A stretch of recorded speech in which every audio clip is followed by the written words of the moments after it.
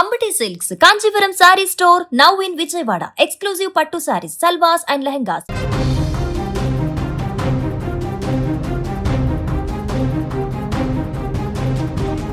తెలంగాణలోని అన్నదాతలకు రేవంత్ ప్రభుత్వము తీపి కబురు అందించింది.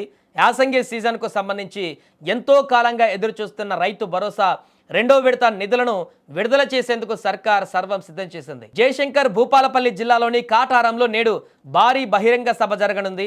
ఈ సభ వేదికగా ముఖ్యమంత్రి రేవంత్ రెడ్డి రైతు భరోసా రెండో విడత నిధులను బటన్ నొక్కి నేరుగా రైతుల ఖాతాలలో జమ చేయనున్నారు. ఈ విడతలో దాదాపు 45,11,947 మంది రైతులకు లబ్ధి చేకూరనుంది.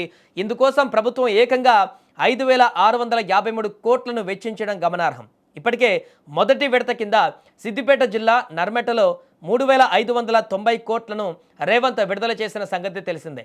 ఇప్పుడు రెండవ విడతతో కలిపి లక్షలాది మంది రైతుల కష్టాలలో పాలు పంచుకునేందుకు సర్కార్ సిద్ధమైంది.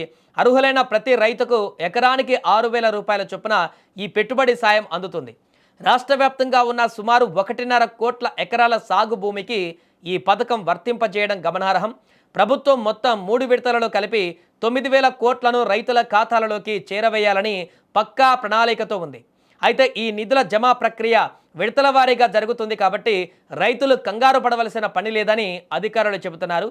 ఒకవేళ ఏప్రిల్ 25వ తేదీలోపు మీ మొబైల్ ఫోన్కు గనక నగదు జమ అయినట్లు సందేశం రాకపోతే వెంటనే స్థానిక మండల వ్యవసాయ అధికారులను సంప్రదించాలని, అక్కడ మీ వివరాలు సరిచూసుకోవడం లేదా మీ బ్యాంక్ శాఖకు వెళ్ళి ఆరా తీయడం ద్వారా సమస్యను పరిష్కరించుకోవచ్చని తెలిపింది. రెండో విడత ప్రక్రియ ముగియగానే మూడో విడత నిధులను కూడా విడుదల చేసేందుకు రేవంత్ ప్రభుత్వం ఇప్పుడు కసరత్తు చేస్తుందట.